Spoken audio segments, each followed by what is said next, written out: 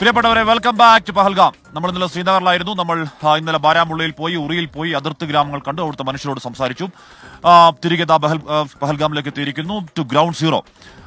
ഇവിടെ ഈ നാടിന്റെ സൗന്ദര്യം അതൊരു മഹാസൗന്ദര്യമാണ്. അത് വാക്കുകൾ കൊണ്ട് വിവരിക്കാനാവുന്നത് അല്ലെങ്കിൽ കൂടിയും ഇവിടെ നിൽക്കുമ്പോൾ നമ്മുടെ കണ്ണിൽ ആ സൗന്ദര്യം ഒന്നും പെടില്ല. നമ്മുടെ ചെവിയിൽ കേൾക്കുന്നത് പിടഞ്ഞു വീണ 26 സാധു മനുഷ്യരുടെ ആർത്തനാദങ്ങളാണ്, അവരുടെ വേദനയാണ്. ആ വേദനയ്ക്ക്, രാജ്യത്തിന്റെ വേദനയ്ക്ക് മറുപടി എന്താണ് എന്നാണ് രാജ്യം ഈ മണിക്കൂറുകളിൽ, ദിവസങ്ങൾ ഉറ്റുനോക്കുന്ന പ്രധാനപ്പെട്ട ചോദ്യം. ഒരു കടലും ഞങ്ങൾക്ക് എത്തിപ്പെടാതിരിക്കാനും മാത്രം വിസ്തൃതമല്ല, ഒരു ദൌത്യവും അകലെയല്ല എന്നാണ് നാവികസേനയുടെ മുന്നറിയിപ്പ്. 3 സേനാ വിഭാഗങ്ങൾ സജ്ജമാണ്. കാത്തിരിക്കുന്ന ഒറ്റ ഉത്തരവിനാണ്, ഒരേ ഒരു ഉത്തരവിന്. അതെപ്പോൾ? പ്രിയ പ്രേക്ഷകർക്ക്, ഗ്രൗണ്ട് സീറോയിൽ നിന്ന്, പഹൽഗാമിൽ നിന്ന് എൻകൗണ്ടർ പ്രൈമിലേക്ക് സ്വാഗതം.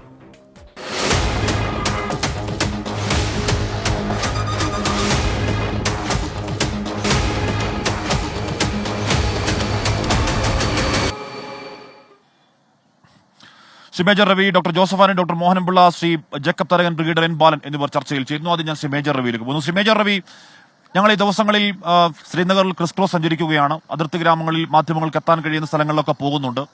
ഈ പറയുന്ന ബാരാമുള്ളയിലും മുറിയിലും ഒക്കെ ഞങ്ങൾ പോകുന്നുണ്ട്. അതിർത്തി ഗ്രാമങ്ങളിലെ മനുഷ്യരോട് സംസാരിക്കുന്നുണ്ട്. പൂർണ്ണാർത്ഥത്തിൽ തുറന്നു പറയാൻ കഴിയാത്ത മീഡിയ അഡ്വൈസർ കൊണ്ടും അല്ലാതെയും തുറന്നു പറയാൻ കഴിയാത്ത കുറേയധികം കാര്യങ്ങൾ കാണുന്നും കേൾക്കുന്നുമുണ്ട്. ശ്രീ മേജർ രവി, ഇവിടെ ശ്രീനഗറിൽ നിൽക്കുമ്പോൾ, പഹൽഗാമിൽ നിൽക്കുമ്പോൾ ആസന്നമായ എന്തോ ഒന്ന് സംഭവിക്കാൻ പോകുന്നു എന്നുള്ള ഫീല് നമുക്ക് മാത്രമല്ല, ഇവിടെയുള്ള മനുഷ്യരുടെ ഉള്ളിലെല്ലാം ഉണ്ട്. ഒരു കാര്യം സംഭവിക്കാൻ പോകുന്നു, അതേതളവിൽ, അതേത് എക്സ്റ്റന്റിൽ സംഭവിക്കാൻ പോകുന്നു എന്ന് ഇപ്പോൾ വിലയിരുത്താറായോ ശ്രീ മേജർ രവി? ഏകദേശം. കാരണം ഇവരെപ്പോലുള്ള ഇപ്പം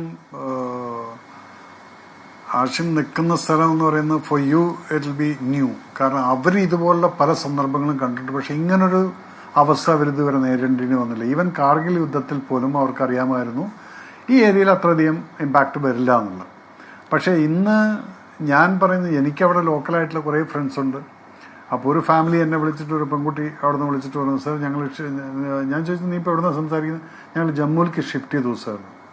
അവരിയ്ക്കുന്നത് ഗുൽമർഗ് സൈഡിലാണ്, അവിടുത്തെ ഒരു വില്ലേജിലാണ്. ആ വില്ലേജിൽ നിന്ന് അവർ ഷിഫ്റ്റ് ചെയ്തിട്ട് വന്നിരിക്കുന്നു എന്ന് പറയുന്നിടത്ത് അർത്ഥം ഗുൽമർഗിൻ്റെ ഏരിയ LOCക്ക് അടുത്താണ്. അപ്പം ആ സൈഡിൽ അവർക്കത് ഫീൽ ചെയ്യുന്നുണ്ട്, ഓക്കെ ഇവിടുന്ന് വിട്ടേക്ക്, എന്തെങ്കിലും സംഭവിക്കാമെന്നുള്ളത്. അപ്പം ഇതുപോലുള്ളൊരു ആകാംക്ഷ എല്ലാവർക്കും ഉണ്ട്. അത് അവിടുത്തെ ലോക്കൽസിന് പെട്ടെന്ന് സ്മെല്ല് ചെയ്യാനും സാധിക്കും. നമുക്കൊക്കെ ഫീൽ ചെയ്യുന്നതിനേക്കാൾ കൂടുതൽ വേഗതയോടുകൂടി അവർക്ക് മനസ്സിലാക്കാം ഇവിടുത്തെ സിറ്റുവേഷൻ എന്താണ്, ഇവിടെ റെഗുലറായിട്ടുള്ള സംഭവം അല്ല നടക്കുന്നത് എന്ന് കാണുന്ന സമയത്ത്.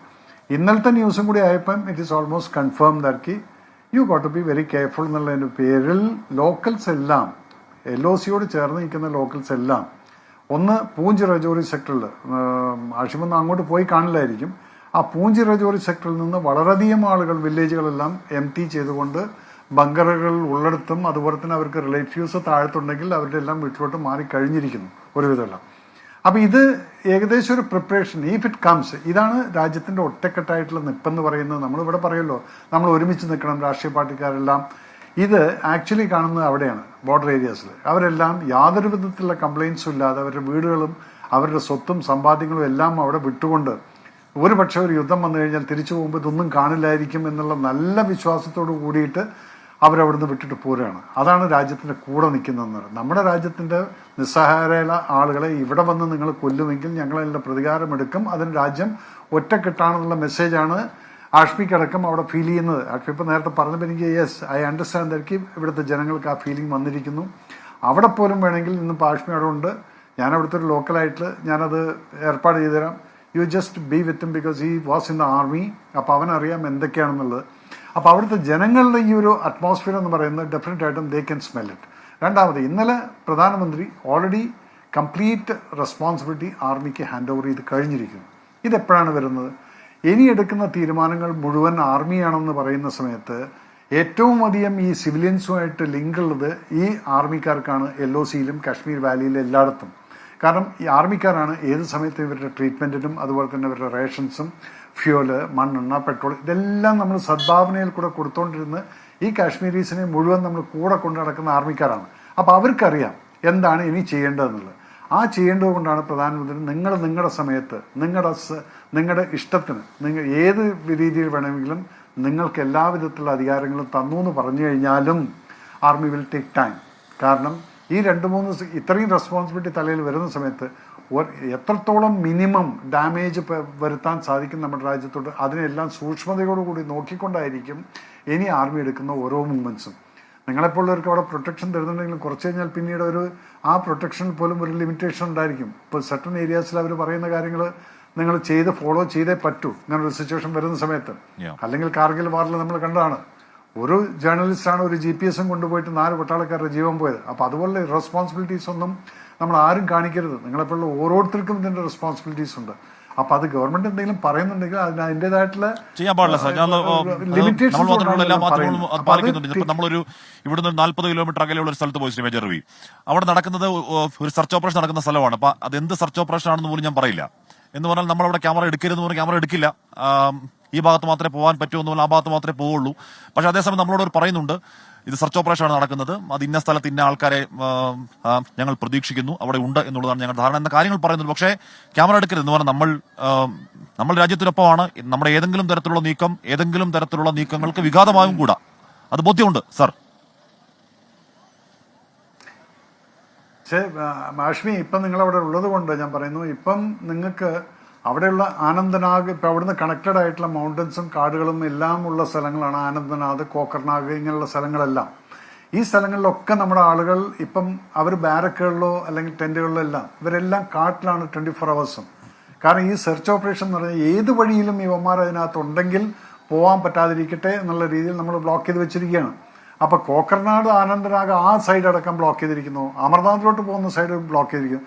പക്ഷേ ഇവിടെ എല്ലാം ഞാൻ കാണുന്ന വേറൊരു സംഭവമുണ്ട്. ഇവന്മാർ സിവിൽ ഡ്രസ് ഇട്ടുകൊണ്ട് ഇതിനകത്ത് വന്ന് ഈ വെടിവെപ്പ് നടത്തിയിട്ട് 1/2 മണിക്കൂർ കൊണ്ട് അവിടുന്ന് പോയിട്ടുണ്ടെങ്കിൽ ഇതിന് മുന്നേയും ഇവർ സിവിൽ ഡ്രസ് ഇട്ടുകൊണ്ട് ഈ പെൽഗാമിൽ തന്നെ മാസങ്ങളോളം കിടന്നിട്ടുണ്ട്.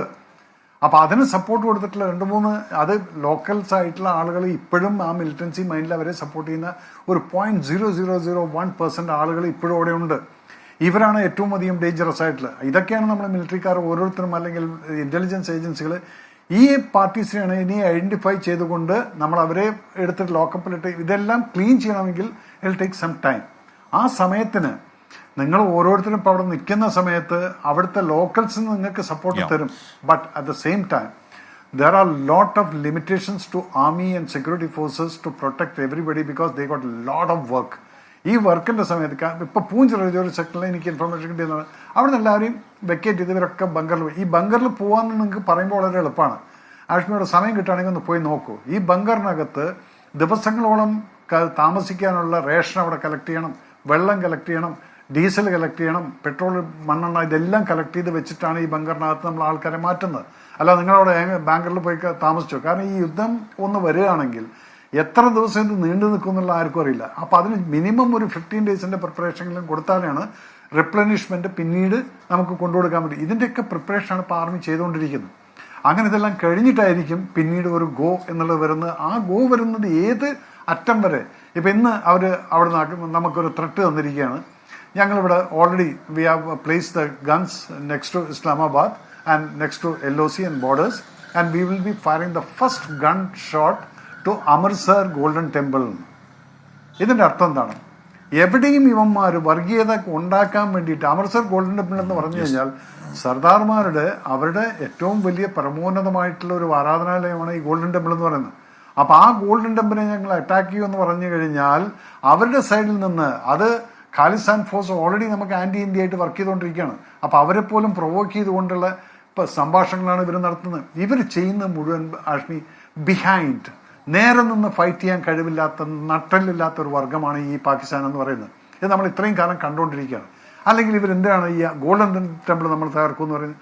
ഇവിടെ എല്ലാം ഇവർ കുത്തിക്കയറ്റുന്നുണ്ട് ഈ വർഗീയത. എങ്ങനെയെങ്കിലും നമ്മുടെ നാട് ഇനിയും ഇത് കണ്ട് മനസ്സിലാക്കേണ്ടതാണ്. കാരണം എന്താ വെച്ചാൽ നമ്മുടെ നാട്ടിൽ എന്തെങ്കിലും പറയുമ്പോഴത്തേക്കും ആ ജാതി ഈ ജാതി നിങ്ങളെ തല്ലി പിരിപ്പിക്കാൻ വേണ്ടി ഇതുപോലുള്ള ശക്തികൾ ഇപ്പോൾ പുറത്തുനിന്നും തുടങ്ങിയിരിക്കുന്നത്. കാരണം അവർക്ക് കിട്ടിയ ഇൻഫർമേഷൻ വിടുന്നത് ഇവിടെ ഇതാണ് ഏറ്റവും നല്ല വിത്ത്, ഇതങ്ങ് പാവിക്കഴിഞ്ഞാൽ തന്നെത്താൻ ഇവിടെ ഫയറാവും, നമുക്ക് ബോർഡറിൽ വലിയ ടെൻഷൻ വരില്ല എന്നുള്ളത്. അല്ലെങ്കിൽ എന്തിനാണ് ഈ അമൃത്സർ ടെമ്പിൾ ഗോൾഡൻ ടെമ്പിൾ തകർക്കുമെന്ന് പറഞ്ഞിട്ടുള്ള മെസ്സേജ് കൊടുത്തിരിക്കുന്നത്? അതും കഴിഞ്ഞിട്ട് പിന്നീട് അപ്പുറത്ത് പോയിട്ട് UN പോയിട്ട് നിന്ന് കരഞ്ഞുകൊണ്ടിരിക്കുകയാണ്, ഞങ്ങളെ രക്ഷിക്കണം, ഇന്ത്യ അത് ആക്രമിക്കാൻ വരുന്നത് ഞങ്ങൾക്ക് ഇൻഫർമേഷൻ ഉണ്ട്, 36 hours അവർ പ്രിപ്പറേഷൻ തുടങ്ങിയിരിക്കുന്നു, they are coming to attackers. നിങ്ങളിത് ചെയ്യുന്ന സമയത്ത് ആലോചിക്കണം മനുഷ്യ. നിങ്ങളിവിടെ വന്നിട്ട് പാവപ്പെട്ടവരെ വന്ന് കൊല്ലുന്ന സമയത്ത് നിങ്ങളെ സ്പോൺസർ ചെയ്തിട്ട് അവിടുന്ന് വിട്ടിട്ടുണ്ടെങ്കിൽ അപ്പം ആലോചിക്കണം നിങ്ങൾ പോയിട്ട് ചൊറിയാൻ പോകുന്ന ആരെയാണെന്നുള്ളത്. ഇതെല്ലാം കഴിഞ്ഞിട്ട് നമ്മൾ റിട്ടാലിയേറ്റ് ചെയ്യുമെന്ന് പറയുന്ന സമയത്ത് ഞങ്ങൾക്ക് ഇൻഫർമേഷൻ കിട്ടിയിട്ടുണ്ട്. നൗ ലോകരാഷ്ട്രങ്ങൾ ഞങ്ങളെ ഹെൽപ്പ് ചെയ്യണം, ചൈനയെ വാ, അല്ലെങ്കിൽ മറ്റവരെ വാ, മറിച്ചവരെ വാ എന്ന് പറഞ്ഞിട്ട് ടർക്കിയുടെ അടുത്ത് വിളിക്കുന്നു, മറ്റവരെ ആ ടൈം കഴിഞ്ഞിരിക്കുന്നു ആഷ്മി. ബിക്കോസ് ഇപ്പം ആഷ്മിക്ക് അവിടെ നിൽക്കുമ്പോൾ മനസ്സിലാവുമായിരിക്കും അവിടുത്തെ ജനങ്ങൾ അവിടുത്തെ ലോക്കൽസ് നിങ്ങൾക്ക് അവരടക്കം വേദനിച്ചിട്ടാണ് ഇരിക്കുന്നത്. അവരവിടെ ഒരു കല്ലേറുന്നത്, അവിടെ ഒരു കല്ലേറോ ഹർത്താലോ ഒന്നും അവർ തന്നെത്താൻ അവർ പറയുന്നത് ഇത് രാജ്യത്തിനെതിരായ യുദ്ധമെന്ന് മാത്രമല്ല പറയുന്നത്, ജമ്മു കാശ്മീരിനെതിരായ യുദ്ധമെന്ന് മാത്രമല്ല പറയുന്നത്, ഇൻസാനിയത്തിനെതിരായ യുദ്ധമാണ്, മനുഷ്യത്വത്തിനെതിരായ യുദ്ധമെന്ന് പറയുന്നത്. ഞങ്ങളിലേക്ക് എത്താം സാർ. പ്രിയപ്പെട്ട പ്രേക്ഷകർ, ജസ്റ്റ് ജോഷ് ഭായി ഉത്തരത്തേക്കോ, ഈ കടകളൊക്കെ പ്രിയപ്പെട്ട പ്രേക്ഷകർ, ഈ കടകളൊക്കെ ടൂറിസ്റ്റ് സമയത്ത് 12:30, 1 മണി, 2 മണി ഒക്കെ വരെ തുറന്നിരിക്കുന്ന കടകളാണ് കേട്ടോ. വളരെ നേരത്തെ അടച്ചു. ഈ കടകളിലൊക്കെ വലിയ കച്ചവടം ഉണ്ടായിരുന്ന, വലിയ തിരക്കുണ്ടായിരുന്ന സ്ഥലമാണ് പഹൽഗാം. അത് അവിടെ പ്രേക്ഷകർ കാണാൻ കഴിയുന്നവരില്ല. ഹോട്ടൽ പലസ്തീൻ റെസ്റ്റോറന്റ് എന്നൊരു റെസ്റ്റോറന്റ് ഉണ്ട്. അവിടുത്തെ മിനിമം താരിഫ് സീസൺ ടൈമിൽ 18,000 രൂപയുടെ താരിഫുള്ള ഹോട്ടലാണ് ഹോട്ടൽ പലസ്തീൻ റെസ്റ്റോറന്റ്. അതിലിപ്പോൾ അതിന്റെ താരിഫ് എന്ന് പറഞ്ഞാൽ ഒരു രാത്രി 1,500 രൂപ കേട്ടോ. തൊട്ടപ്പുറത്ത് ഹോട്ടൽ കാശ്മീർ എന്ന് പറയുന്ന ഹോട്ടലുണ്ട്. വലിയ ഹോട്ടലൊന്നുമല്ല. അതിന്റെ ടൂറിസ്റ്റ് സമയത്തെ താരിഫ് 10,000 രൂപയാണ്. ഇപ്പോൾ അത് 1,000 രൂപ താഴെയാണ്. തൊട്ടപ്പുറത്ത് അവിടെ പഞ്ചാബി റസോയി എന്ന് പറയുന്ന പ്രേക്ഷകർ കാണാൻ കഴിയുന്ന അറിയില്ല, ഇരുട്ടാണെന്ന് അറിയില്ല. അതിനിപ്പുറത്തെ ഹോട്ടൽ ഞങ്ങൾ താമസിക്കുന്നുണ്ട്. ഹോട്ടൽ തുലിപ്പ് എന്നാണ് ഹോട്ടലിന്റെ പേര്. ഹോട്ടൽ തുലയല്ലേ? അല്ലെ, ഹോട്ടൽ തുലിയാൻ. ഹോട്ടൽ തുലിയാൻ എന്ന ഹോട്ടൽ ഞങ്ങൾ താമസിക്കുന്നു. അവിടെ അതൊരു പ്രീമിയം ഹോട്ടലാണ്. എന്ന് പറഞ്ഞാൽ മോഹവിലയാണ്. 20,000 രൂപയ്ക്ക് മുകളിലേക്കാണ് അവിടെ പെർ നൈറ്റ് അതിനുള്ള ചാർജ്. അതിപ്പോ ഞങ്ങൾ ഇന്ന് രാത്രി കൊടുക്കാൻ പോകുന്നത് 2,000 രൂപയാണ്. എന്ന് പറഞ്ഞാൽ അതിനും വിലപേശാൻ മനസ്സുള്ളവർക്ക് അതിലും താഴെ അവിടെ ഹോട്ടൽ മുറി കിട്ടും. അമ്മാതിരി തകർന്ന് തരിപ്പണമായി കിടക്കുന്നു ഇവിടുത്തെ ടൂറിസം മേഖല. അത് പഹൽഗാമിന്റെ കാര്യം മാത്രമല്ല, ജമ്മു കാശ്മീരിന്റെ പൊതുവെയുള്ള ടൂറിസം മേഖല മുഴുവൻ അത്തരത്തിൽ തകർന്ന് തരിപ്പണമായി കിടക്കുകയാണ്. ആൾക്കാർ ഒരുപക്ഷെ പട്ടണിയിലേക്ക് പോലും പോകുന്ന സാഹചര്യമുണ്ട്. ശ്രീ ജേക്കബ് തരകൻ സാർ, നമ്മൾ ഇന്നലെ സംസാരിച്ചു. താങ്കൾ ഇന്നലെ പറഞ്ഞിരുന്നു ഇത്തരത്തിൽ ഒരു എവിഡന്റായ ഒരു സ്പെക്ടാക്കുലറായ ഒരു തിരിച്ചടി ഉണ്ടാവണം. ഞാൻ പറയുന്നത് സ്പെക്ടാക്കുലർ തിരിച്ചടി ഉണ്ടാവാനുള്ള കാരണം നമ്മുടെ വേദനയ്ക്ക്, നമ്മുടെ പൗരന്മാരുടെ പ്രതികാരദാഹം എന്ന വാക്കതിന് ഉപയോഗിക്കുകയാണ്. ആ വേദനയിൽ നിന്നുണ്ടാകുന്ന പ്രതികാരദാഹത്തിന് മറുപടി എന്നത് മാത്രമല്ല, ജമ്മു കാശ്മീർ എന്ന് പറയുന്ന ഒരു മേഖലയുടെ ടൂറിസം മേഖലയിലേക്ക്, ഈ രീതിയിൽ തകർന്നു കിടക്കുന്ന ഒരു മേഖലയിലേക്ക് വിശ്വാസം തിരിച്ചു കൊണ്ടുവരാനും ഓൾ ഔട്ട് വാർ വേണമെന്ന് നമ്മൾ പറയുന്നില്ല. പക്ഷേ ഒരു സ്പെക്ടാക്കുലറായ, ഒരുപക്ഷെ ഒരു വിഷ്വൽ ബ്യൂട്ടിയുള്ള, ആ ബ്യൂട്ടി എന്ന വാക്കാൻ ഉപയോഗിക്കുന്നു, വിഷ്വൽ ബ്യൂട്ടിയുള്ള ഓരോ പൗരനും നേരിൽ കാണാൻ കഴിയുന്ന രീതിയിലുള്ള ഒന്നുണ്ടാവണം. ശ്രീ ജേക്കബ് തരകൻ.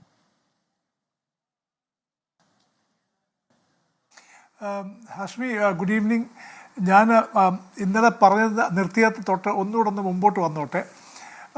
പണ്ട് ഞാൻ ചെറുതായിരുന്നപ്പോൾ ഞങ്ങളുടെ വില്ലേജ്, അതായത് ഞാൻ കുണ്ട്ര തൃപ്ലിരിയത്തുള്ള നിന്ന് വന്ന മനുഷ്യനാണ്. അവിടെ സ്കൂളിൽ ഞങ്ങളെ 2ാം ക്ലാസ്സിലൊരു കഥ പഠിപ്പിച്ചിരുന്നു. കണ്ണുണ്ടായാൽ പോരാ കാണണമെന്ന്. അത് പണ്ടൊരു കളഞ്ഞുപോയ ഒട്ടകത്തിനെ പറ്റിയൊരു കഥയായിരുന്നു. അതിനെ ഞാനൊന്ന് ഇവിടെ താരതമ്യം ചെയ്യട്ടെ. നമ്മളുടെ മുമ്പിൽ ഇപ്പോൾ പല പല കാര്യങ്ങൾ നമുക്ക് കാണാം. അതിനെ തമ്മിൽ കോർക്കുകയാണെങ്കിൽ എന്തായിരിക്കാം നടക്കാൻ പോകുന്നത് എന്ന് നമുക്ക് അനുമാനിക്കാം. ഊഹങ്ങളാണ്, പക്ഷെ വ്യക്തമായി ഊഹിക്കാനുള്ള ഒരു പിക്ചർ നമ്മളുടെ മുമ്പിൽ വരുന്നുണ്ട്. ഇന്നലെ പ്രധാനമന്ത്രി രാഷ്ട്രത്തോട് പറഞ്ഞു സൈന്യത്തിന് ഫ്രീ ഹാൻഡ് കൊടുത്തിരിക്കുകയാണ്, എന്ത് ചെയ്യണം. അത് ഒരു ഓപ്പറേഷണൽ ഫ്രീഡം എന്നാണ്. പക്ഷേ എന്താണ് ചെയ്യേണ്ടത്, അതിൻ്റെ ഔട്ട്കം, എക്സ്പെക്റ്റഡ് ഔട്ട്കം എന്താണെന്നുള്ള പൊളിറ്റിക്കൽ ഡിസിഷനാണ്. അതാണ് ഇന്ന് CCS കഴിഞ്ഞ് CCPA, അതായത് ക്യാബിനറ്റ് കമ്മിറ്റി ഓൺ പൊളിറ്റിക്കൽ അഫയേഴ്സിൻ്റെ ഒരു മീറ്റിംഗ് ഉണ്ടായിരുന്നു. എൻ്റെ അനുമാനം ശരിയാണെങ്കിൽ ഈ മീറ്റിങ്ങിലാണ് പൊളിറ്റിക്കൽ ഡിസിഷൻ, അതായത് കാശ്മീരിൽ ഈ നടന്ന സംഭവത്തിന് പകരം വീട്ടുവാൻ സ്പെക്ടാക്കുലറായി എന്താണ് ചെയ്യേണ്ടത് ഇന്ന് അത് ഡിസൈഡ് ചെയ്തിട്ടുണ്ട്. അത് ഓൾറെഡി ചർച്ച ചെയ്ത് കാണും. ആർമി ചീഫ്, നേവി ചീഫ് അല്ലെങ്കിൽ CDS ആയിട്ടൊക്കെ സംസാരിച്ചതിന് ശേഷം ഒരു രൂപരേഖ ഉണ്ടാക്കിയതിന് ശേഷമായിരിക്കാം ഈ ചർച്ച. അതാണ് ഫൈനൽ ഡിസിഷൻ. അതിന് മുമ്പുള്ള ഡിസ്കഷൻസ് ആണ് നടന്നത്. രക്ഷാമന്ത്രിയും CDSഉം രക്ഷാമന്ത്രിയും ചീഫ്സുമായിട്ടും. പിന്നെ അത് കഴിഞ്ഞിട്ട് CCS മീറ്റിംഗ് കഴിഞ്ഞു. അത് കഴിഞ്ഞ് CCPS ഇന്ന് മീറ്റിംഗ് കഴിഞ്ഞു. ഇന്ന് ഐ എം ഷുവർ തീർച്ചയായിട്ടും പൊളിറ്റിക്കൽ ഡിസിഷൻ എടുത്തു കഴിഞ്ഞു. എന്തായിരിക്കും ടാർഗറ്റ്, എന്തായിരിക്കും എക്സ്പെക്റ്റഡ് ഔട്ട്കം എന്നുള്ളത് എടുത്തിട്ടുണ്ട്. അത് ഇന്ന് ഓപ്പറേഷണൽ കമാൻഡേഴ്സിന് കൊടുക്കും. ഇനി നമ്മളുടെ മുമ്പിൽ ഉള്ളത് നമ്മൾക്കെല്ലാം കാണാൻ, നമ്മൾ പണ്ടാരോ പറഞ്ഞു ഗോതയിൽ അടിക്കുന്ന പോലെ അല്ല എന്ന്. ശരിക്കും ഇന്ന് തൊട്ടാണ് അതിൻ്റെ നട്ട്സ് ആൻഡ് ബോൾസ് വർക്കൗട്ട് ചെയ്യുന്നത്, എവിടെ ആയിരിക്കും എന്നുള്ളത്. ഇന്ന് പേപ്പറിലും വന്നു, ന്യൂസിലും വന്നു. പാകിസ്ഥാൻ എല്ലായിടവും പറഞ്ഞിട്ടുണ്ട് 36 മണിക്കൂറിനകം അല്ലെങ്കിൽ 48 മണിക്കൂറിനകം ഞങ്ങളെ അറ്റാക്ക് ചെയ്യുമെന്ന്. ഇത് പാകിസ്ഥാൻ്റെ ഒരു പ്ലോയ് കൂടിയാണ്. അതായത് അറ്റാക്ക് ചെയ്താൽ വാർണിംഗ് ആയി, അറ്റാക്ക് ചെയ്തില്ലെങ്കിൽ പറയും ഞങ്ങൾ പറഞ്ഞത് കൊണ്ട് ഒരു മാറ്റി വെച്ചതാണ്. രണ്ട് രീതിയിലും അതെടുക്കാൻ വേണ്ടിയാണ് അവരിത് പറയുന്നത്. പക്ഷേ ഇന്ന് പണ്ട് ഊരിയിലെ സർജിക്കൽ സ്ട്രൈക്ക് പോലല്ല, ബാലാക്കോട്ടിൽ ചെയ്ത പോലല്ല, പാകിസ്ഥാൻ ഇന്ന് എക്സ്പെക്റ്റ് ചെയ്യുന്നുണ്ട്. പണ്ട് ലാൻഡ്, അതായത് കരസേനയുടെ ഒരു ഭാഗം ഉപയോഗിച്ച് ഡീപ്പ് സ്ട്രൈക്ക് ചെയ്തു, എയർഫോഴ്സ് ഉപയോഗിച്ച് ചെയ്തു.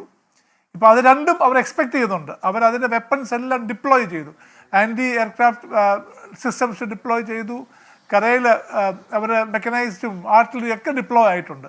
ഇതും വലിയൊരു സംഭവമാണ്. കാര്യം ഇവരെ പാകിസ്ഥാനികളെ ഡിപ്ലോയ് ചെയ്യിക്കുകയും നമ്മളുടെ പ്ലാൻ മാറുന്നത് അവർക്ക് തോന്നിക്കഴിഞ്ഞാൽ റീഡിപ്ലോയ് ചെയ്യിക്കുകയും ചെയ്യുന്നതും ഭയങ്കരമായിട്ടുള്ളൊരു അടിയാണ് പാകിസ്ഥാന്. അത് വലിയൊരു കാര്യമാണ്. പക്ഷേ എന്താണെന്നുള്ളത് താങ്കൾ പറഞ്ഞതുപോലെ ഇനിയൊരു 48 മണിക്കൂറിനകം നമുക്ക് വ്യക്തമാകും.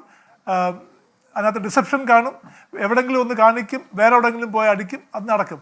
ബട്ട് താങ്കൾ പറഞ്ഞതുപോലെ എന്തെങ്കിലും സ്പെക്ടാക്കുലറായി ചെയ്തില്ലെങ്കിൽ സർക്കാരിന് അത് മതിയാവാതെ വരും. കാരണം ഇന്ത്യൻ ജനതയുടെ എക്സ്പെക്റ്റേഷൻ അത്രമാത്രം നമ്മൾ ഉയർത്തിക്കഴിഞ്ഞു. ഉറിയിലെ ഡീപ്പ് സ്ട്രൈക്കും ബാലാക്കോട്ടിലെ സർജിക്കൽ സ്ട്രൈക്കിന് ശേഷം അതിൻ്റെയൊക്കെ 10 മടങ്ങ് വന്നെങ്കിൽ മാത്രമേ ഈ ഇന്ത്യൻ ജനതയ്ക്ക് ആശ്വാസമാകത്തുള്ളൂ. അതായിരിക്കും ഈ പ്ലാനേഴ്സിന് വലിയൊരു ചലഞ്ച്. കാര്യം അങ്ങനെ ആകുകയും വേണം. പക്ഷേ ഈ എസ്കലേഷൻ ലാഡറിൽ, അതായത് ഇത് മൂർച്ഛിച്ച് കൊണ്ടുവരുന്നതിൽ എവിടെ കൊണ്ട് നിർത്തണം, കാര്യം എവിടെ നിർത്തണം എന്നുള്ളത് ഒരു പാർട്ടിയല്ല, മറ്റേ പാർട്ടി തീരുമാനിക്കണം. അതാണ് ഇപ്പം നടക്കുന്ന പ്ലാനിങ്ങിൻ്റെ മുഖ്യ ഘടകം എന്ന് ഞാൻ വിശ്വസിക്കുന്നു.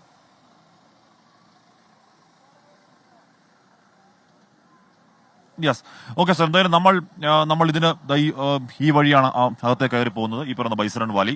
ആ ബൈസറൺ വാലിയിൽ 6 നാൾ മാത്രം മധുവിധ കാലത്ത് കയ്യിലെ മൈലാഞ്ചിയോ കുപ്പിവളയോ ഒന്നും മാറാത്ത ഒരു പെൺകുട്ടി ചേതനേറ്റ ഭർത്താവിൻ്റെ അടുത്ത് നിശബ്ദമായിരിക്കുന്ന ആ വേദന അതടക്കമുള്ള 26 വേദനകൾ നമ്മുടെ മനസ്സിൽ നിന്നും ആയില്ല. പക്ഷേ ആ വേദനയ്ക്ക് ഒരു പരിധിവരെയെങ്കിലും പരിഹാരം ഉണ്ടാകണമെങ്കിൽ ഈ പറയുന്നതിൽ എവിഡന്റായ എന്ന് പറഞ്ഞാൽ നീതി കിട്ടിയാൽ മാത്രം പോരാ, നീതി കിട്ടിയെന്ന് ബോധ്യപ്പെടുന്ന രീതിയിലുള്ള എവിഡന്റായ ചിലത് സംഭവിക്കണം എന്ന് ഓരോ പൗരനും ആഗ്രഹിക്കുന്നു. ശ്രീ ജോസഫ് ആന്റണി, ഈ പറഞ്ഞ പ്രൊപ്പഗണ്ട വാർ തുടങ്ങിയിട്ടുണ്ടല്ലോ. ആ പ്രൊപ്പഗണ്ട വാറിൽ പാകിസ്ഥാൻ എന്തോ PL-15 ചൈന കൊടുത്ത PL-15 JF സൗദിയിൽ സ്ഥാപിച്ചു വെച്ച് കാണിക്കുന്നു. അവിടെ സെൽഫ് പ്രൊപ്പലിംഗ് റൈഫിളുകൾ സ്ഥാപിച്ച് കാണിക്കുന്നു, അതിന്റെ വിഷ്വൽ കാണിക്കുന്നു. എന്തൊക്കെയോ മേപ്പോട്ട് പറത്തുന്നു, എന്തൊക്കെയോ താഴെക്കൂടെ പറത്തുന്നു, എന്തൊക്കെയോ അവരുടെ ചെറുതാണെങ്കിൽ കൂടി അവരുടെ കടൽ മേഖലകളിൽ എന്തൊക്കെയോ കാണിക്കുന്നു. അത് വലിയ BGM ഇട്ട് പ്രചരിപ്പിക്കുന്നു.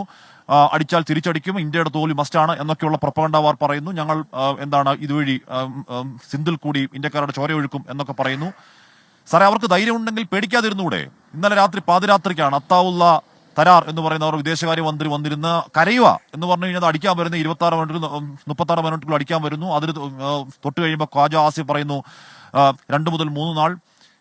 അവർക്ക് ഇന്ത്യയുടെ ആക്രമണം ചെറുക്കാനുള്ള ശേഷി ഉണ്ടെങ്കിൽ ഭയം എന്തിനാണ് പാകിസ്ഥാന്?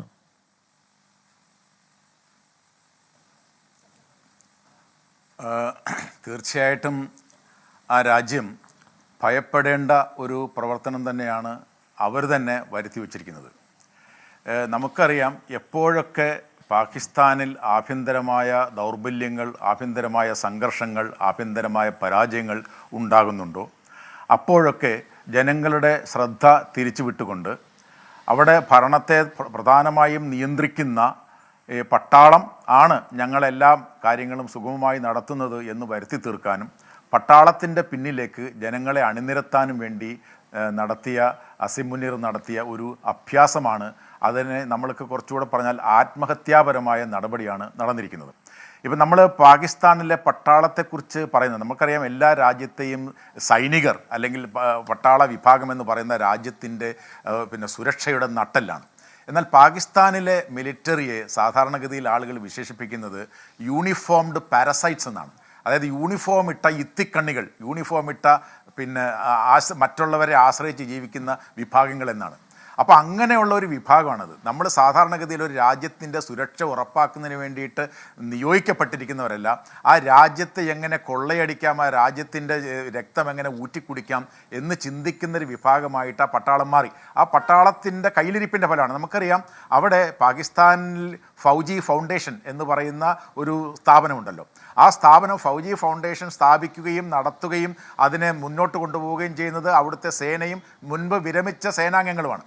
അതിൻ്റെ ഫൗജി ഫൗണ്ടേഷൻ്റെ പ്രാധാന്യം പാകിസ്ഥാൻ രാഷ്ട്രീയത്തിൽ നമുക്കറിയാം. ആ രാജ്യത്തിൻ്റെ സമ്പദ് വ്യവസ്ഥയുടെ 50% കൈകാര്യം ചെയ്യുന്നത് ഈ ഫൗജി ഫൗണ്ടേഷനാണ്. ജനങ്ങളുടെ എല്ലാ മേഖലകളിലും, അത് ബേക്കറി ആവട്ടെ, പിന്നെ പെട്രോൾ പമ്പ് ആവട്ടെ, വ്യവസായങ്ങളാകട്ടെ, ഫുഡ് ആവട്ടെ, ഇങ്ങനെ ജനങ്ങളെ ബാധിക്കുന്ന മുഴുവൻ രംഗങ്ങളിലും വ്യവസായം നടത്തിക്കൊണ്ട് ആ രാജ്യത്തിൻ്റെ സമ്പദ് വ്യവസ്ഥയെ പൂർണ്ണമായും നിയന്ത്രിക്കുന്ന ഒരു വിഭാഗമാണ് അവർ. അപ്പോൾ അങ്ങനെയുള്ള ഒരു വിഭാഗമാണ് അവിടുത്തെ ആഭ്യന്തര നയം, അവിടുത്തെ സാമ്പത്തിക നയം, അവിടുത്തെ പ്രതിരോധ നയം, അവിടുത്തെ വിദേശ നയം ഇവയെല്ലാം നിയന്ത്രിക്കുന്നത്.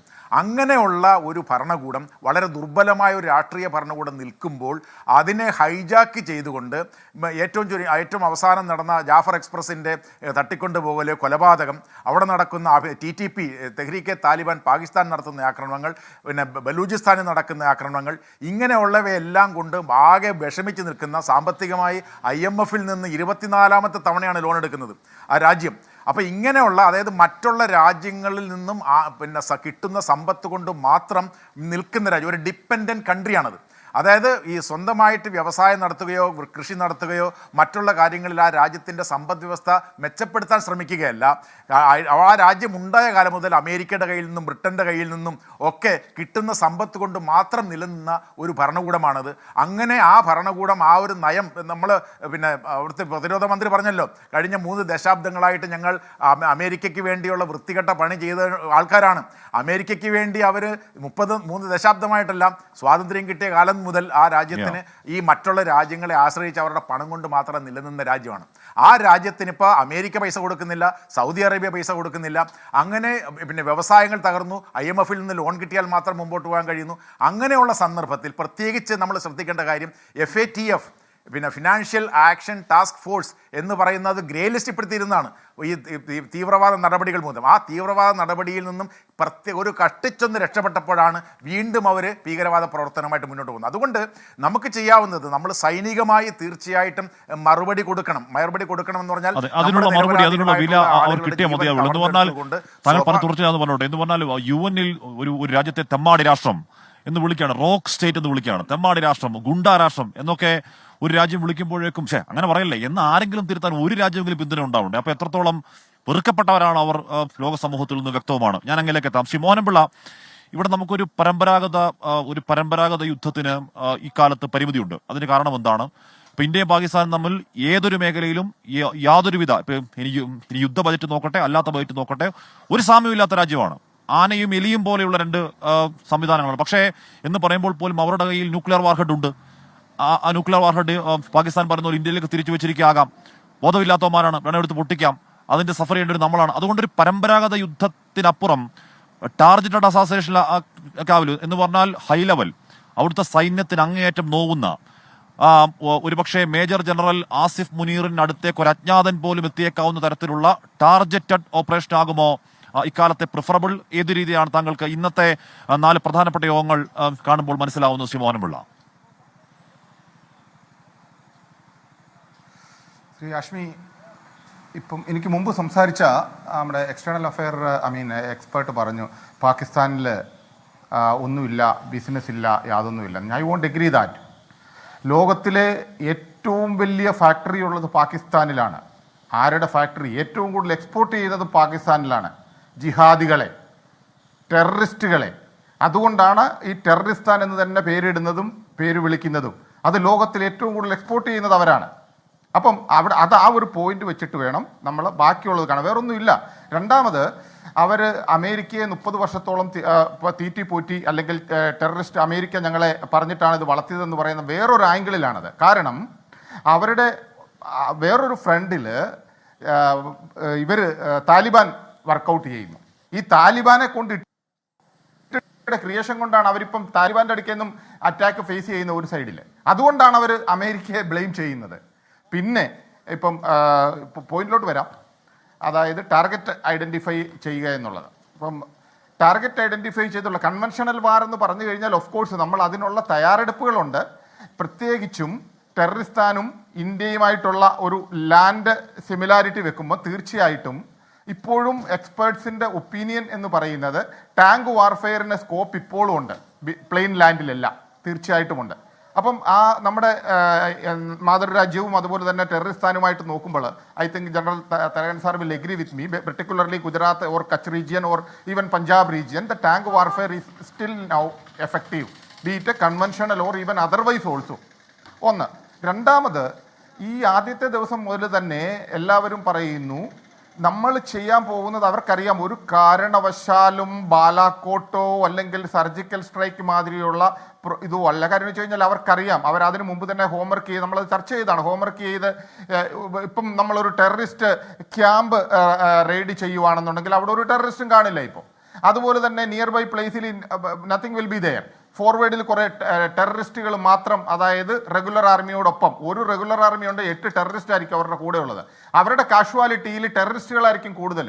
അതാണ് നമ്മൾ സംയമനം പാലിക്കുന്നത് കൂടുതലും. കാരണം വെച്ച് കഴിഞ്ഞാൽ നമുക്ക് ഒരു ഏതിലാണെങ്കിലും ഒരു നിലപാടും നീതിയും ഉണ്ടല്ലോ. ആ നീതി വിട്ടൊരു യുദ്ധത്തിനോ ഒരു കാര്യത്തിനോ ഇന്ത്യ ഇന്നേ വരെ പോയിട്ടില്ല. അതാണ് ഇന്റർനാഷണൽ ഫോറത്തിൽ ഇന്ത്യക്ക് കിട്ടുന്ന ക്രെഡിറ്റ്. അത് തന്നെ നമ്മൾ കഴിഞ്ഞ പ്രാവശ്യം തന്നെ ഞാൻ പല പ്രാവശ്യം പറഞ്ഞു. കാര്യം വെച്ച് കഴിഞ്ഞാൽ ഇപ്പം നമുക്കത് വയലേറ്റ് ചെയ്യും. കാര്യം അവർ തന്നെ സ്വന്തം കോടാലി മാറി ഇത് ചെയ്തു, സിംല കരാറിൽ നിന്ന് മാറി. ഇപ്പം നമ്മൾ LOC ആക്സെപ്റ്റ് ചെയ്യേണ്ട യാതൊരുവിധ കാര്യവുമില്ല. അപ്പോൾ LOC ആക്സെപ്റ്റ് ചെയ്യാത്തിടത്തോളം നമ്മൾ കാർഗിലിൽ, if you remember, prime minister Atal Bihari Vajpayee പറഞ്ഞു ഇന്റർനാഷണൽ ഫോറത്തിലും എല്ലായിടവും നമ്മൾ അതുപോലെ തന്നെ നിന്നു. 1 ഇഞ്ച് പോലും നമ്മൾ ഗവൺമെന്റിന് അഗനിസ്റ്റ് ആയിട്ടല്ലേ പറഞ്ഞ order, that means governmental order follow ചെയ്ത് LOC ക്രോസ് ചെയ്തില്ല.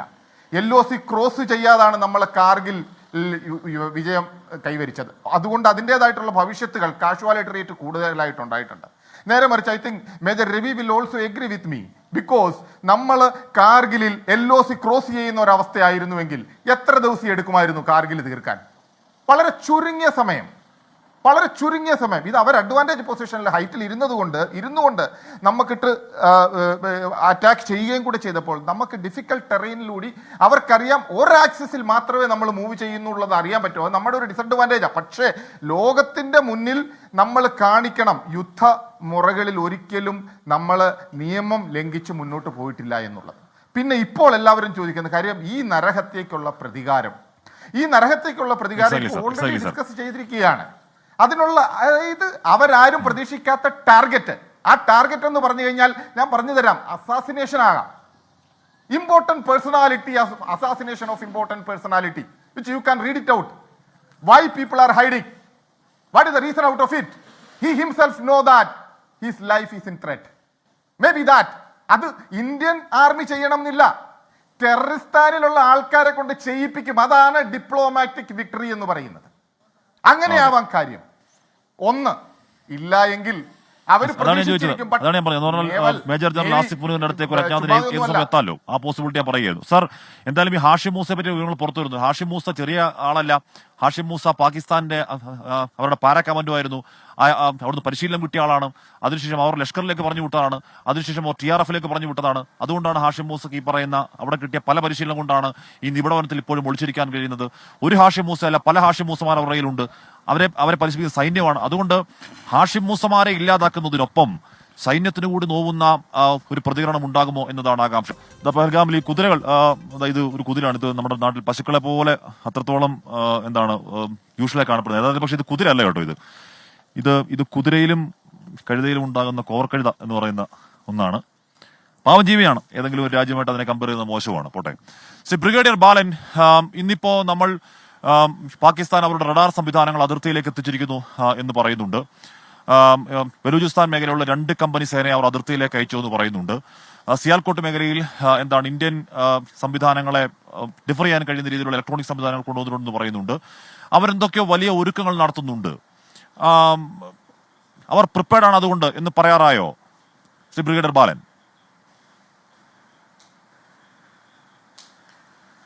നമസ്കാരം. യുദ്ധത്തിൽ ഒരു പ്രധാനമായിട്ടുള്ള ഒരു സിദ്ധാന്തമുണ്ട്. ഇന്നലെ കഴിഞ്ഞ കാലങ്ങളിൽ ചെയ്ത യുദ്ധം പോലെയല്ല ഇനിയുള്ള യുദ്ധങ്ങൾ ഉണ്ടാകാൻ പോകുന്നത്.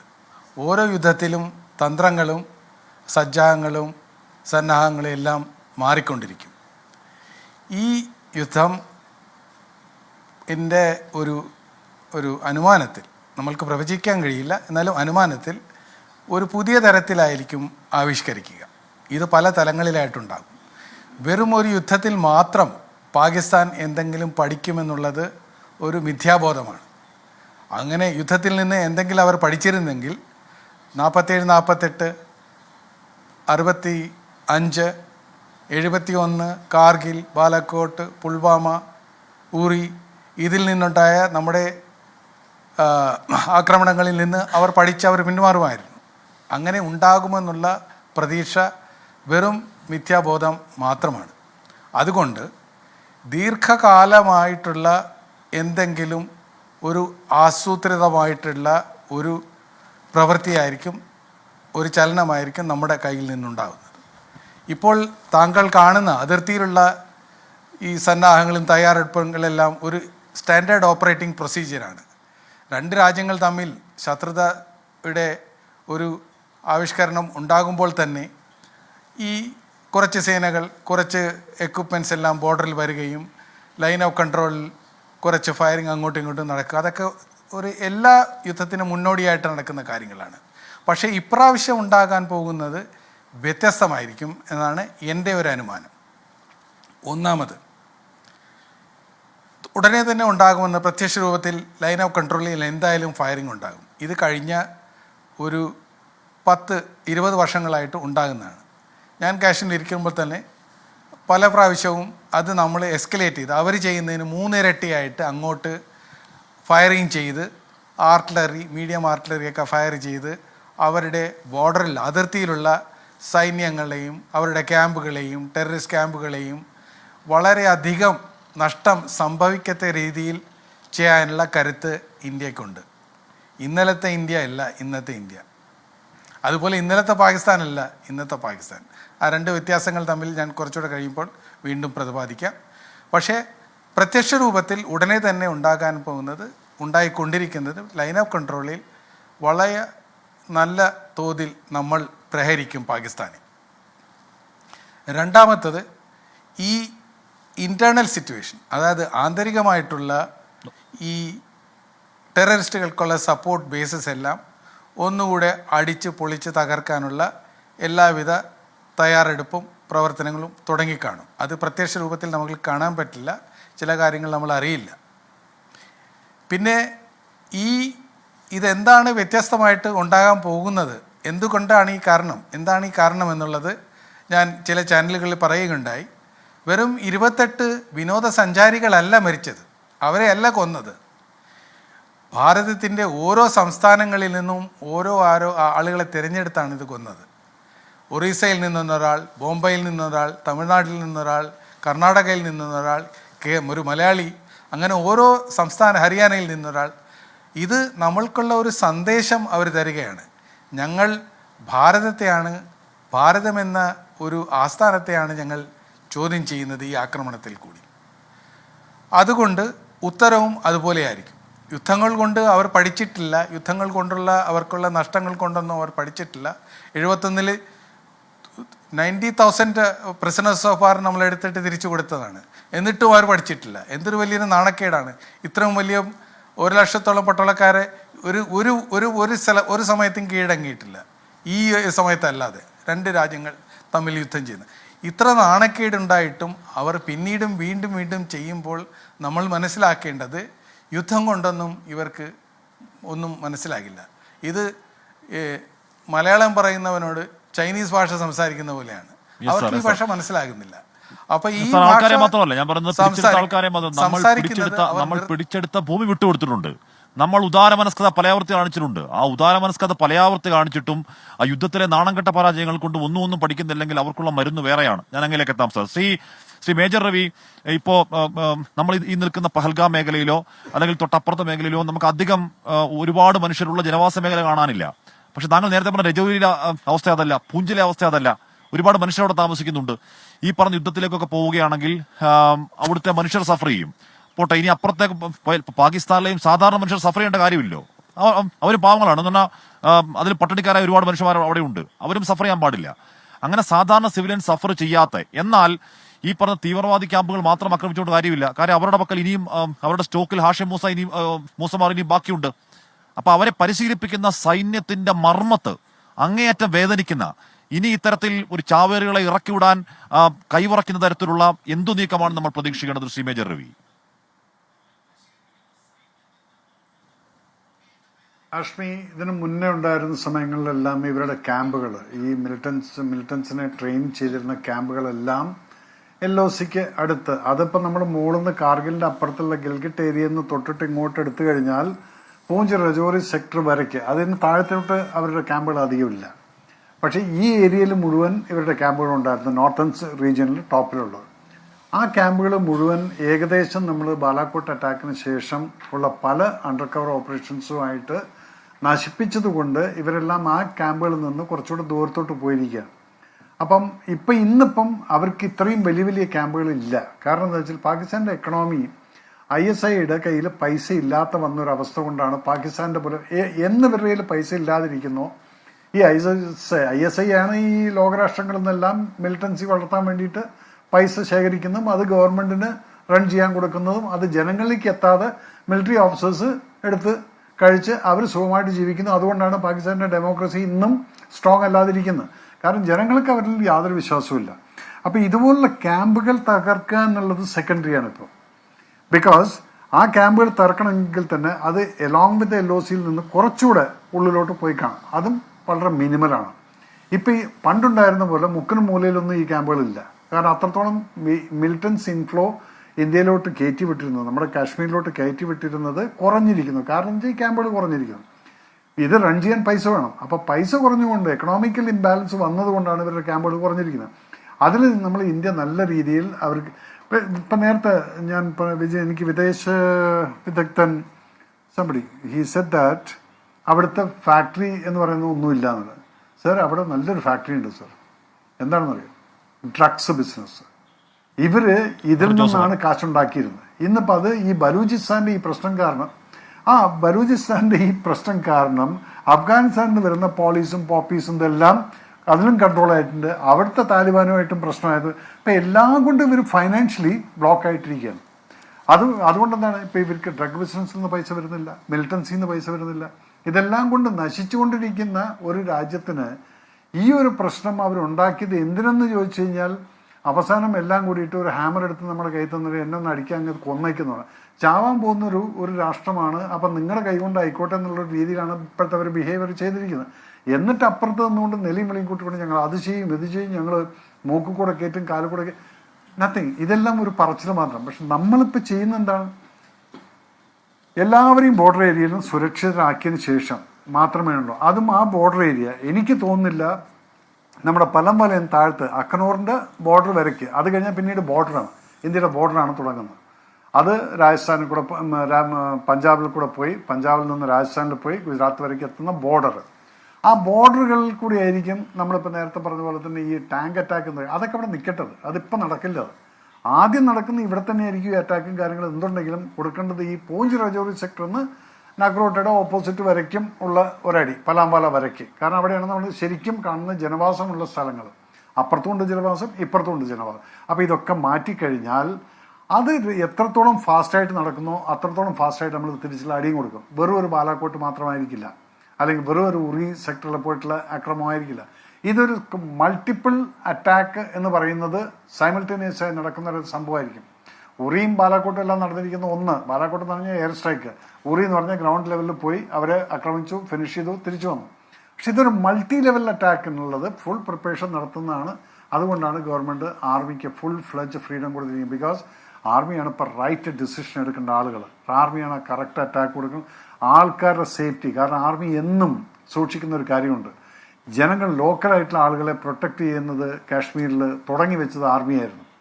ആ ആർമി ഇന്നും ജനങ്ങൾക്ക് വേണ്ടി എല്ലാം ചെയ്തുകൊണ്ടിരുന്നുകൊണ്ടാണ് ഈ കാശ്മീരിൻ്റെ ലോക്കൽ ജനതയ്ക്ക് കുറേ ഫെയ്ത്ത് ആർമിയോട് വരാൻ തുടങ്ങിയത്. ഇതെല്ലാം മുന്നേ ഉണ്ടായിരുന്ന പല ജനറൽസും എല്ലാം കൂടെ ചെയ്തു വെച്ചിരിക്കുന്ന ആ ഒരു സദ്ഭാവന എന്നുള്ള പേര് ഇന്നും നിൽക്കുന്നുണ്ട്. അതുകൊണ്ട് എന്താണ്, ആർമി ഡെഫിനറ്റായിട്ടും ലോക്കൽസിന് ഒരു ഡാമേജും വരാത്ത രീതിയിലായിരിക്കും ഇനിയുള്ള മൂവ്മെൻറ്റ്.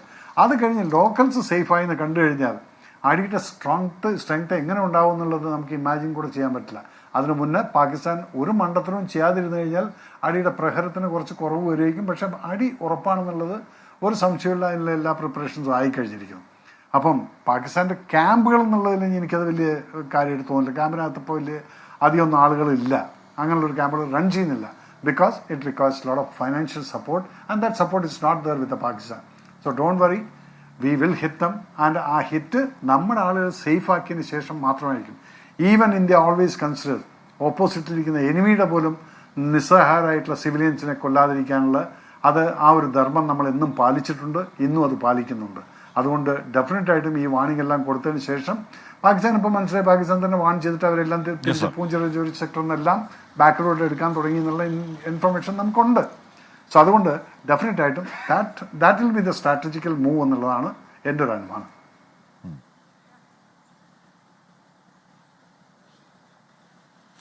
ജോസഫ് ആന്റണി, ഇവിടെ നമ്മൾ ഇന്ത്യ എന്ന് പറയുന്ന രാജ്യം ആക്രമിക്കാൻ പോകുന്നു എന്ന തിരിച്ചറിവ് തന്നെ, ആക്രമിക്കാൻ പോകുന്നു എന്ന തിരിച്ചറിവ് തന്നെ പാക് ടോപ്പ് റാങ്ക് ആൻഡ് ഫയലിൽ വലിയ പാനിക് ഉണ്ടാക്കുന്നു.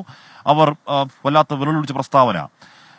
ജോസഫ് ആന്റണി നോക്കൂ, സിന്ധു നദീജല കരാർ റദ്ദാക്കൽ. നമ്മൾ ഇവിടെ ജലം നദിക്ക് കരയിൽ പോയതാണ്, ഉറിയിൽ. അവിടെ ജലനിരപ്പ് താഴെയാണ്. അതങ്ങ് പാകിസ്ഥാനിലേക്ക് എത്തുമ്പോൾ ഇപ്പോൾ തന്നെ വറ്റി വരണ്ടിരിക്കുമെന്ന് പറയുന്നു. നമ്മൾ 3 യുദ്ധങ്ങൾ, ഒരുപാട് കലാപകാലങ്ങൾ ഒക്കെ അതിജീവിച്ച ഒരു കരാറാണ്. ആ കരാർ നമ്മൾ റദ്ദാക്കി. പല രീതിയിലുള്ള പ്രതികരണങ്ങൾ നടത്തി. നമ്മൾ ലോകരാഷ്ട്രങ്ങളെയൊക്കെ നമ്മുടെ കയ്യിലുള്ള തെളിവുകൾ നമ്മൾ ബോധ്യപ്പെടുത്തുന്നു എന്ന് പറഞ്ഞാൽ ഇത് കേവലം ബലാക്കോട്ട് കണ്ടതുപോലെ ഒരു സൈനിക ഓപ്പറേഷൻ എന്നതിനപ്പുറം ദീർഘനാൾ നീണ്ടു നിൽക്കുന്ന ഒരു യുദ്ധത്തിനു കൂടി തുടക്കമാകുന്നു എന്ന് പറഞ്ഞാൽ നേർക്കുനേർ രക്തരൂക്ഷിതം എന്ന അർത്ഥത്തിനപ്പുറം ദീർഘനാൾ നീണ്ടു നിൽക്കുന്ന ശത്രുവായ അയൽക്കാരനെ, അല്ലെങ്കിൽ ശല്യക്കാരനായ, അല്ലെങ്കിൽ പ്രതികാരദാഹി അയൽക്കാരനെ തളർത്തിയിടും വിധമുള്ള ഒരു സ്ട്രാറ്റജി കാണാൻ കഴിയുന്നുണ്ടോ ശ്രീ ജോസഫ് ആന്റണി? ഹാഷ്മി പറഞ്ഞതാണ് വളരെ ശരിയായ നമ്മൾ സ്വീകരിക്കേണ്ട ഒരു സമീപനം. ഒന്നാമതായിട്ട് നമ്മൾ കാണേണ്ടത് ഈ പാകിസ്ഥാൻ എന്ന് പറയുന്നത് ഒരു വാറിയർ സ്റ്റേറ്റാണ്, ഒരു യുദ്ധരാഷ്ട്രമാണ്. യുദ്ധരാഷ്ട്രം എന്നതിനെ പറയുന്നതിൻ്റെ കാരണം അത് സൈന്യമാണ് രാഷ്ട്രത്തിൻ്റെ വിധി നിർണ്ണയിക്കുന്നത് എന്നതാണ്. അപ്പോൾ അങ്ങനെ രാഷ്ട്രത്തിൻ്റെ വിധി നിർണ്ണയിക്കുന്നത് പട്ടാളമാകുമ്പോൾ ആ പട്ടാളത്തെ സംബന്ധിച്ച് രാഷ്ട്രത്തിൻ്റെ മൊത്തത്തിലുള്ള ക്ഷേമമല്ല, ഈ പട്ടാളം എന്ന് പറയുന്ന വിഭാഗത്തിൻ്റെ മാത്രം ക്ഷേമമായി മാറും.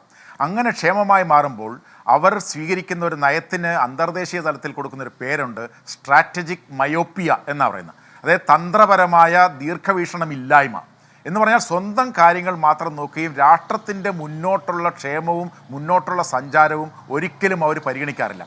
അതുകൊണ്ട് നമ്മളിപ്പോൾ ഈ നടക്കുന്ന സംഭവങ്ങളിൽ ഒരു കാര്യം ശ്രദ്ധിച്ചാൽ നമുക്ക് മനസ്സിലാകും, ഈ യുദ്ധം ഇന്ത്യ തിരിച്ചടിക്കാൻ സാധ്യതയുണ്ട് എന്ന തോന്നലുണ്ടായപ്പോൾ മുതൽ നിലവിളിക്കുന്നതെല്ലാം രാഷ്ട്രീയക്കാരാണ്. അവിടുത്തെ പ്രതിരോധ മന്ത്രി നിലവിളിക്കുന്നു, ബിലാവൽ ഭൂട്ടോ നിലവിളിക്കുന്നു, അവിടുത്തെ ഇൻഫർമേഷൻ മന്ത്രി നിലവിളിക്കുന്നു. ഇങ്ങനെയുള്ളവരാണ്, പട്ടാളക്കാരല്ല, പട്ടാള സൈന്യത്തിൻ്റെ വിഭാഗത്തിലുള്ള ആൾക്കാരല്ല യഥാർത്ഥത്തിൽ വലുതായിട്ട് നിലവിളിക്കുന്നു. അപ്പോൾ എന്ന് പറഞ്ഞാൽ ഈ രാഷ്ട്രീയ നേതൃത്വം വളരെ നിസ്സഹായമായി നിൽക്കുകയാണ്. അതുകൊണ്ടാണ് അവർ പറയുന്നത് ഞങ്ങളുടെ കയ്യിൽ ന്യൂക്ലിയർ ബോംബുണ്ട്, ഞങ്ങൾ സിന്ധു നദിയിലൂടെ രക്തമൊഴുക്കും എന്നൊക്കെ പറയുന്നത് ഈ അവസാനമായി പിടിച്ചു നിൽക്കാൻ പാടുപെടുന്ന ആളുകളുടെ ഒരു പ്രശ്നമാണ്. അപ്പം നമ്മളിവിടെ സ്വീകരിക്കേണ്ട ഒരു വളരെ മൾട്ടി ലെവലായിട്ടുള്ള തന്ത്രങ്ങളുണ്ട്. ഏറ്റവും പ്രധാനപ്പെട്ടത് നമ്മൾ വളരെ വിജയിച്ചതാണ് ആ മേഖലയിൽ. ഒന്ന്, പാകിസ്ഥാൻ ഈ ഭീകരതയുടെ ആഗോള തലസ്ഥാനമാണ് എന്ന് നമ്മൾ ലോകത്തെ ബോധ്യപ്പെടുത്തിയിരുന്നു. നിരവധി നാളുകളുടെ കഠിനമായ പരിശ്രമത്തിൻ്റെ ഫലമായിട്ടാണ് അങ്ങനെ ബോധ്യപ്പെടുത്തിയത്. അങ്ങനെ ബോധ്യപ്പെടുത്തിയത് കൊണ്ട് അന്തർദേശീയ സമൂഹത്തിനും അത് ബോധ്യം വന്നതുകൊണ്ടാണ് FATF പോലെയുള്ള, അതായത് ഈ IMF പോലെയുള്ള സ്ഥാപനങ്ങൾ പണം നൽകണമെങ്കിൽ ഈ FATF ഫൈനാൻഷ്യൽ ആക്ഷൻ ടാസ്ക് ഫോഴ്സിൻ്റെ ഗ്രേ ലിസ്റ്റിൽ നിന്ന് അവർ മാറണം.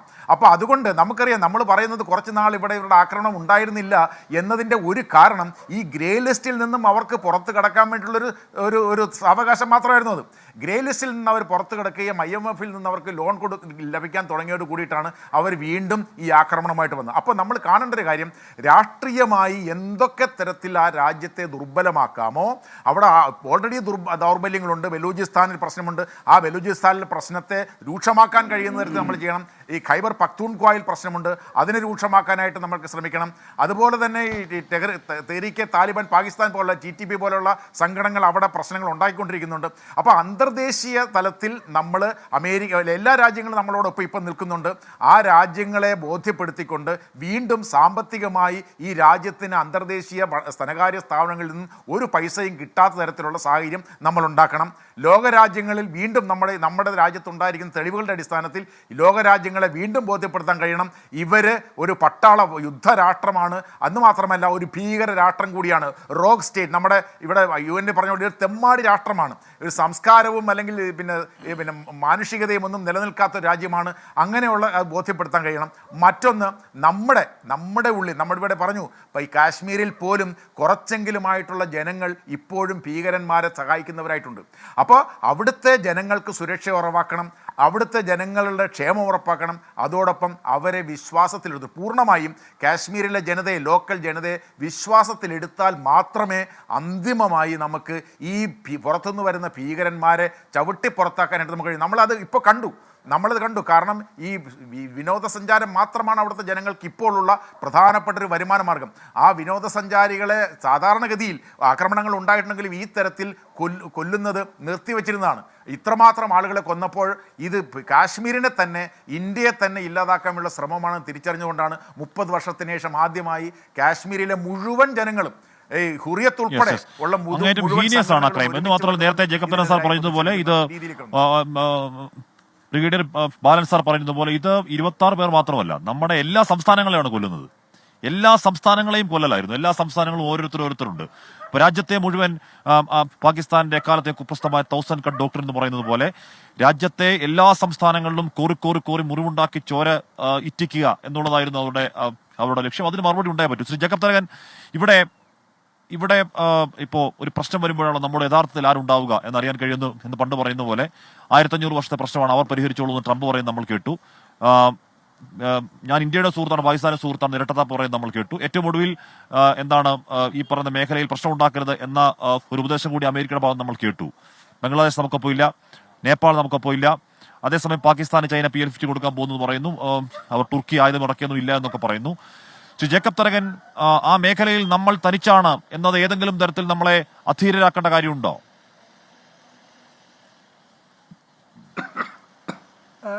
ഹാഷ്മി, അങ്ങനെ ഒരു പ്രശ്നമേ ഉദിക്കുന്നില്ല. ഇത് നമ്മളുടെ യുദ്ധമാണ്, നമ്മളുടെ മാത്രം യുദ്ധമാണ്, നമ്മളുടെ മാത്രം ആവശ്യമാണ്. ബാക്കിയെല്ലാം ഇതിൽ നിസ്സാര കാര്യങ്ങളാണ്. ഞാൻ നേരത്തെ പറഞ്ഞൊരു സ്പെക്ടാക്കുലർ ഒരു ആക്ഷൻ വേണമെന്ന്. ഞാൻ ഇന്നലെ മുതൽ ഈ പോസിബിൾ, അതായത് എന്തൊക്കെ ചെയ്യാനൊക്കും എന്നുള്ളൊരു സംഭവം ലിസ്റ്റ് എഴുതി സ്പെക്ടാക്കുലർ അതിൻ്റെ ഒരു സ്കെയിലുണ്ടാക്കി. അത് ചെയ്ത് വന്നപ്പം ഈ മാപ്പ് നോക്കിയിരുന്നപ്പം ഞാൻ ഒരു സ്ഥലം കണ്ടു. അതിപ്പോൾ പറയാൻ ആഗ്രഹിക്കുന്നില്ല. എൻ്റെ മനസ്സ് പറയുന്നു അതായിരിക്കാം. കാര്യം ഇന്ന് വൈകുന്നേരം ഞാൻ ന്യൂസ് കേട്ടു, പ്രധാനമന്ത്രി റഷ്യയിലേക്ക് പോകുന്നത് യാത്ര ക്യാൻസൽ ചെയ്തു എന്ന്. ദാറ്റ് മീൻസ് May 9 അവിടെ ചെല്ലേണ്ടത്. അപ്പോൾ ഈ May 1st വീക്ക്, ഈ May 9 മുമ്പ് അല്ലെങ്കിൽ ആ സമയത്തായിരിക്കണം എന്തെങ്കിലും നടക്കേണ്ടത്. അത് എൻ്റെ എൻ്റെ അനുമാനം, എൻ്റെ ഊഹം. ഇതിന് ഒരു രാഷ്ട്ര സീക്രട്ട് അല്ല. ഞാൻ പബ്ലിക് ഡൊമൈനിൽ നിന്ന് എടുത്ത് ഓരോ ഇത് വായിച്ച് ഈ മാപ്പിൽ പ്ലോട്ട് ചെയ്തപ്പോൾ എൻ്റെ മനസ്സിൽ വന്ന ഒരു ആശയമാണ്. ഇത് ഒരു കറക്ഷൻ ഓഫ് ബൗണ്ടറിയിലേക്ക് മാറും എന്ന് എനിക്ക് വിശ്വാസമുണ്ട്. അത് ബ്രിഗേഡിയർ മോഹൻ പിള്ള അതിനിടയ്ക്ക് ഒരു സൂചന തന്നായിരുന്നു. ഒരു കറക്ഷൻ ഓഫ് ബോർഡറിലേക്ക് പോയാൽ മാത്രമേ BJP സർക്കാരിന് ഇനി വരാൻ ഈ ചരിത്രത്തിൽ വലിയൊരു സ്പെക്ടാക്കുലർ വിക്ടറി ഉണ്ടാക്കി എന്ന് പറയത്തക്കവണ്ണം വേണമെങ്കിൽ ഒരു കറക്ഷൻ ഓഫ് ബൗണ്ടറി വരണം.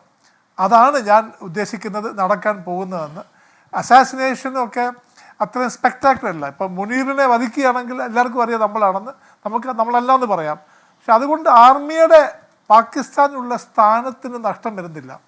പക്ഷേ ഒരു ഓപ്പറേഷനിൽ പാകിസ്ഥാൻ ആർമി ഇന്ത്യൻ ആർമിയോട് തോക്കുകയാണെങ്കിൽ അവിടെ പാകിസ്ഥാൻ ആർമിയുടെ അസ്തിത്വം തന്നെ തീരും. അതായിരിക്കും ഇന്ത്യൻ ഗവൺമെൻറ്റിൻ്റെ പൊളിറ്റിക്കൽ ഡിസിഷൻ. കാരണം ഇന്നത്തെ പൊളിറ്റിക്കൽ ഡിസിഷനാണ് ഇനി മിലിറ്ററി ഡിസിഷനിലോട്ട് മാറുന്നത്. പാകിസ്ഥാൻ ആർമിയുടെ അസ്തിത്വം അല്ലെങ്കിൽ അതിൻ്റെ റെലവൻസ് പാകിസ്ഥാന് ഇല്ലാതാക്കിയെങ്കിൽ മാത്രമേ ഈ ഏരിയയിൽ റീജിയനിൽ പീസ് വരത്തുള്ളൂ. അതിന് ഇങ്ങനെ വലിയൊരു സ്റ്റെപ്പ് എടുക്കും, ഒരു ചുവട് മുമ്പോട്ട് വെക്കും എന്ന് ഞാൻ ആഗ്രഹിക്കുന്നു. അത് എളുപ്പമല്ല, അത് ഭയങ്കര ഭീകരമായിരിക്കും. പക്ഷേ എസ്കലേഷൻ ലാഡറിൽ അത് ത്രഷോൾഡിന് താഴെ നിൽക്കും എന്ന് ഞാൻ വിശ്വസിക്കുന്നു. പക്ഷേ ഒരു ദിവസം കൊണ്ടോ അല്ലെങ്കിൽ ഒരു രാത്രി കൊണ്ടോ ഒരാഴ്ച കൊണ്ടോ തീരുന്ന യുദ്ധം തുടങ്ങിക്കഴിഞ്ഞാൽ ആകണമെന്നില്ല. ആര് തുടങ്ങിയാലും തീരണമെങ്കിൽ ഒരു സ്ഥിതി എത്തണം. സാധ്യമാവുന്നില്ല. മാത്രമല്ല നമ്മൾ ഈ പറഞ്ഞ എസ്കലേഷൻ ലാഡറിൽ കയറിയാൽ പിന്നെ തിരിച്ചിറങ്ങൽ ഈ പറയുന്ന രീതിയിലുള്ള എന്താണ് ഒരു മരീചിക അവിടെ ഉണ്ട്. ശരി, ഞാൻ അങ്ങനെയൊക്കെ എത്താം. ശ്രീ ബാലൻ, ഇവിടെ ശ്രീ ജേക്കബ് തരൻ സാർ പറഞ്ഞത് നമുക്ക് മനസ്സിലായി. അത് അദ്ദേഹം എവിടെ പറയുന്നില്ലെങ്കിലും ഇപ്പൊ അത് ആ ഒരു നീക്കമാണെങ്കിൽ ആ നീക്കം അത് ലോകത്തിന് മുഴുവൻ തെളിവായി നിൽക്കുകയും ചെയ്യും. സാധാരണ സിവിലിയൻസിന്റെ രക്തച്ചൊരിച്ചിൽ ഒഴിവാക്കാനും കഴിയും, അല്ലേ ബ്രിഗേഡിയർ ബാലൻ സാർ? ഞാൻ മുമ്പ് പറഞ്ഞത് എനിക്ക് പൂർത്തീകരിക്കാൻ സമയം കിട്ടിയില്ല. ഞാൻ പറയുന്നത് ഈ പ്രശ്നം യുദ്ധം കൊണ്ട് മാത്രം പരിഹരിക്കാൻ പറ്റുന്ന ഒന്നല്ല എന്നുള്ളതാണ്. അതിനുവേണ്ടി ഇത് എങ്ങനെയാണ് നമ്മുടെ മുമ്പിൽ ഇത് അൺഫോൾഡ് ചെയ്യുന്നതെന്ന് എൻ്റെ ഒരു അനുമാനം മാത്രമാണ്. ഇതൊരു 10 വർഷം പാകിസ്ഥാനെ പൂർണ്ണമായും ശിഥിലമാക്കിയാൽ മാത്രമേ ഈ പ്രശ്നത്തിന് ഒരു അവസാനം ഉണ്ടാവുകയുള്ളൂ എന്നെനിക്ക് ഉറപ്പാണ്. എങ്ങനെയാണ് ശിഥിലമാക്കുന്നത്? അതിനുവേണ്ടിയുള്ള നടപടികൾ ആദ്യമേ തന്നെ കുറച്ച് തുടങ്ങിക്കഴിഞ്ഞു. കുറച്ചെന്തായാലും ആളുകളുടെ ഉള്ളിൽ, ഭാരതീയ ജനങ്ങളുടെ ഉള്ളിൽ ഒരു പ്രതികാരദാഹമുണ്ട്. അത് തീർക്കാനായിട്ട്, അതിനൊരു ശാന്തി കൊടുക്കാനായിട്ട് എന്തെങ്കിലും ദൃശ്യരൂപത്തിൽ ഒരു മിലിറ്ററി ആക്ഷൻ ഉണ്ടായേക്കാം. അത് മെയ് 9 ആണെന്ന് ഞാൻ വിശ്വസിക്കുന്നില്ല. മെയ് 9 ഉള്ള സന്ദർശനത്തിൻ്റെ തീരുമാനം നേരത്തെ തന്നെ എടുത്തിരുന്നിരുന്നു. പക്ഷേ എന്തായാലും വിസിബിളായിട്ടുള്ള ഒരു ആക്ഷൻ ഉണ്ടാകും എന്നുള്ളത് ഉറപ്പാണ്. അതെവിടെയാണെന്നുള്ളത് നമുക്ക് അനുമാനിക്കാം.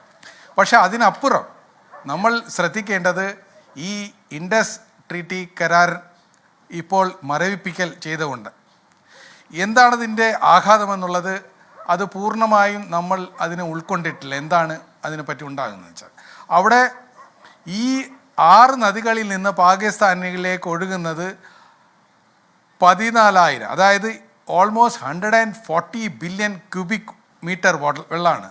അതായത് 10,000-ഓളം ക്യൂബിക് മീറ്ററാണ് ബില്യൺ. കേരളത്തിലെ 44 നദികളിൽ കൂടി ഒഴുകുന്ന വെള്ളം വെറും 78 കോടി സ്ക്വയർ മീറ്ററേ ഉള്ളൂ. അപ്പോൾ നമ്മളെക്കാളൊരു 100 ഇരട്ടി വെള്ളമാണ് അവിടെ പോകുന്നത്. ആ വെള്ളം ഇപ്പോൾ വേനൽക്കാലമാണ്. കാലാവസ്ഥയുടെ ഒരു പ്രവചനം വെച്ചിട്ട് ഈ മാസം തന്നെ പാകിസ്ഥാനിൽ 50 ഡിഗ്രി സെൻറ്റിഗ്രേഡ് ചൂടുണ്ട്. അത് ഏപ്രിൽ, മെയ് ജൂണിൽ ഇതിനേക്കാളും കൂടും. വരൾച്ച തുടങ്ങുന്നതാണ്. ഏപ്രിൽ ജൂൺ മാസത്തിലാണ് ഇവരുടെ കൃഷി തുടങ്ങുന്നത്. ഞാൻ പറഞ്ഞതുപോലെ 80% ആളുകൾ അവിടെ കൃഷിയിൽ ആസ്ഥാനമായിട്ടാണ് അവരുടെ വരുമാനമുണ്ടാകുന്നത്. അത് പൂർണ്ണമായും ഈ വർഷം നിർത്തലാക്കാൻ പറ്റും. അവിടെ വളരെയധികം വലിയ സാമ്പത്തിക തളർച്ച ഉണ്ടാക്കാൻ പറ്റും. അതൊന്ന്. രണ്ടാമത്, എന്തായാലും ഇപ്പോൾ തന്നെ ജനം തെരുവിൽ ഇറങ്ങിയിരിക്കുന്നു. അവിടെ അത് വലിയ പ്രക്ഷോഭമാകും. അത് ഭരണകൂടത്തിനെതിരെ എന്തായാലും തർക്കമില്ല. ബലൂചിസ്ഥാൻ മേഖലയിൽ പ്രശ്നമുണ്ടാകുന്നു. ആ പ്രശ്നം കൂടുതൽ രൂക്ഷമാകാനുള്ള സകല സാധ്യതയുണ്ട്. എന്തായാലും പല പോസിബിലിറ്റികൾ നമ്മൾ കാത്തിരിക്കുന്നു ഈ മണിക്കൂർ. എന്തായാലും പ്രിയപ്പെട്ട പ്രേക്ഷകരെ, പാകിസ്ഥാൻ പട്ടാള മേധാവി മേജർ ജനറൽ ആസിഫ് മുനീർ ഇപ്പോഴും എവിടെയാണെന്ന് ആർക്കും അറിയില്ല. അദ്ദേഹം ഇപ്പോഴും പൊതുവേദികളിൽ പ്രത്യക്ഷനാവുന്നില്ല. അദ്ദേഹം മുങ്ങി നാട് വിട്ടു എന്നൊക്കെ പറഞ്ഞപ്പോൾ പ്രധാനമന്ത്രി ഒരു ചിത്രം വിട്ടു എന്നാൽ അത് ഇപ്പോഴും അദ്ദേഹം പൊതുവേദിയിൽ കാണുന്നില്ല. എവിടെയാണെന്ന കാര്യം ഇനി ബങ്കറിനുള്ളിൽ പിടിച്ചിരിക്കുകയാണോ ഒന്നും അറിയില്ല. ഇനി ബങ്കറിനുള്ളിലാണെങ്കിലും നാട് വിട്ടതാണെങ്കിലും ആസിഫ് മുനീറിന് ഉറക്കമില്ലാത്ത രാത്രികൾ ആശംസിച്ചുകൊണ്ട് ഈ പഹൽഗാമിന്റെ മുറിവുകൾ ഉണങ്ങും, പഹൽഗാം വീണ്ടും തളർക്കും എന്ന് ആഗ്രഹിച്ചുകൊണ്ട് പഹൽഗാമിൽ നിന്ന് വെൻകൗണ്ടർ പൂർണ്ണമാകുന്നു.